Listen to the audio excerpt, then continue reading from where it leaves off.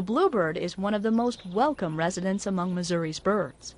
Its bright colors and cheerful song make it a favorite with almost everyone. In addition, it is a highly beneficial bird. About 2/3 of its diet is insects, many of which are damaging to crops. Bluebirds are a rural bird, seen in open grasslands with scattered trees or fences. Urban residents seldom see bluebirds and sometimes become concerned that they are rare. Actually, bluebird numbers are on the rise. They're about 4 times as abundant as they were just a decade ago.